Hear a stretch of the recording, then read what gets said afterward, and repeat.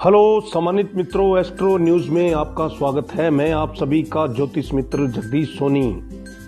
आज मैंने आपको इस वीडियो में 5 दिवसीय दीपावली महापर्व के दूसरे दिन के त्योहारों के बारे में कुछ बातें बतानी हैं, कुछ ज्योतिष उपाय बताने हैं, उनका महत्व बताना है, आप क्या उपाय कर सकते हैं, मैं इस वीडियो में आज आपको ये बताने वाला हूं। तो 3 नवंबर 2021 बुधवार को 5 दिवसीय दीपावली महापर्व का दूसरा दिन होगा, यानी कि दूसरा त्योहार मनाया जाएगा। उस दिन रूप चौदस, हनुमान जयंती और नरक हरा चतुर्दशी मनाई जाएगी।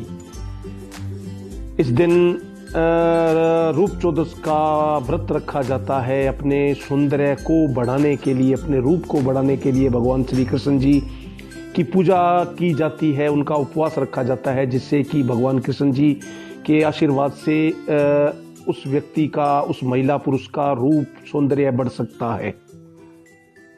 और कार्तिक कृष्ण चतुर्दशी को हनुमान जी प्रकट हुए थे, हनुमान जी का जन्म हुआ था, इसलिए हनुमान जयंती भी 3 नवंबर 2021 बुधवार को ही मनाई जाएगी। और अगर बात की जाए नरक हरा चतुर्दशी की, तो भगवान श्री कृष्ण जी के हाथों नरकासुर राक्षस का वध हुआ था, जिसने 16,100 रानियों को कैद कर रखा था। उनका वध करने के बाद भगवान श्री कृष्ण जी ने पाप कर्मों से बचने के लिए अभ्यंग स्नान किया था, यानी कि तेल का स्नान किया था। उसके बाद फिर पानी से स्नान करने के बाद उन्हें पाप कर्मों से उनका बचाव हुआ था, पाप कर्मों से उनको मुक्ति मिली थी। इसलिए रूप चौदस के दिन, यानी कि नरक हरा चतुर्दशी के दिन सूर्योदय से पहले अभ्यंग स्नान करने का एक विधान बना हुआ है, एक परंपरा बनी हुई है।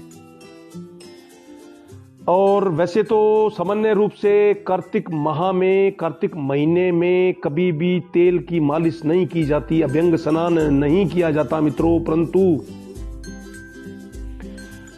रूप चौदस के दिन, यानी कि नरक हरा चतुर्दशी के दिन, यानी कि कार्तिक कृष्ण चतुर्दशी के दिन सूर्योदय से पहले तिल के तेल से शरीर की मालिश करने के बाद ही स्नान करना चाहिए। इससे आपको रूप चौदस और नरक हरा चतुर्दशी का काफी शुभ फल मिल सकता है। इस दिन यमराज की पूजा करने का विधान है मित्रों। कार्तिक कृष्ण चतुर्दशी के दिन यमराज की पूजा की जाए तो नरक की यातनाओं से बचाव होता है, नरक की यातनाओं से मुक्ति मिलती है। अपने आप के पूर्वजों को भी नरक की यातनाओं से मुक्ति मिल सकती है।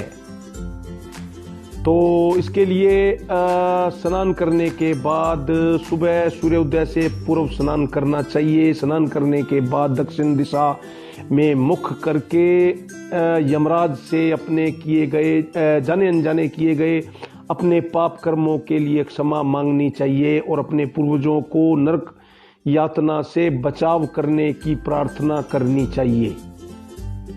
और इसके अलावा सूर्योदय के बाद अपने मकान के बाहर, जिस घर में आप रहते हैं, जिस फ्लैट में आप रहते हैं, उसके बाहर गेहूं की एक ढेरी के ऊपर चौमुखी दीपक बनाकर यमराज को याद करते हुए, स्मरण करते हुए उनको ये दीपक अर्पित करना चाहिए।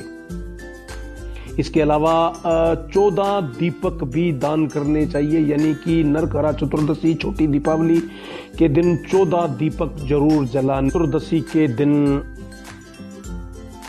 जितने ज़्यादा आप दीप दान करें उतना आपके लिए शुभ फल माना जाएगा। वो इसलिए कि दीप दान करने से मित्रों नरक की यातना से छुटकारा मिलता है। और अगर संभव हो तो दक्षिण दिशा की ओर ज़्यादा दीपक जलाने चाहिए। वो इसलिए मित्रों कि नरक में घोर अंधकार होता है, घोर अंधेरा रहता है। तो अगर दीपक ज़्यादा दान किए जाएं तो वो आपके लिए काफ़ी शुभ फलदायी हो सकते हैं। प्रसंग है मित्रों, भगवान श्री वामन जी ने राजा बलि से 3 पग में संपूर्ण ब्रह्मांड मांग लिया था, यानी कि कार्तिक कृष्ण त्रयोदशी और चतुर्दशी अमावस्या, ये 3 तिथियों के दिन 3 पग में संपूर्ण ब्रह्मांड को नापकर राजा बलि से इसे दान में मांग लिया था, जो कि भगवान वामन की जो भगवान श्री विष्णु जी के अवतार थे। तो राजा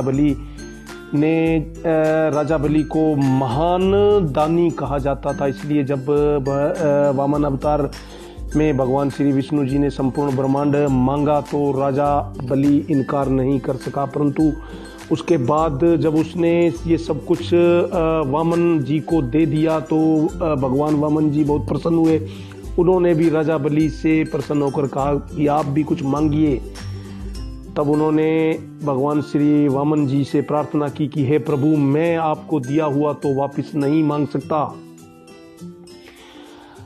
परंतु एक मेरी प्रार्थना है, एक मेरी आपसे विनती है कि 3 रात्रि यानी कि कार्तिक कृष्ण त्रयोदशी, चतुर्दशी और कार्तिक कृष्ण अमावस्या, इन 3 रात्रि, इन 3 तिथियों में राजा बलि का यानी कि मेरा राज संपूर्ण ब्रह्मांड पर रहना चाहिए हर वर्ष। तो और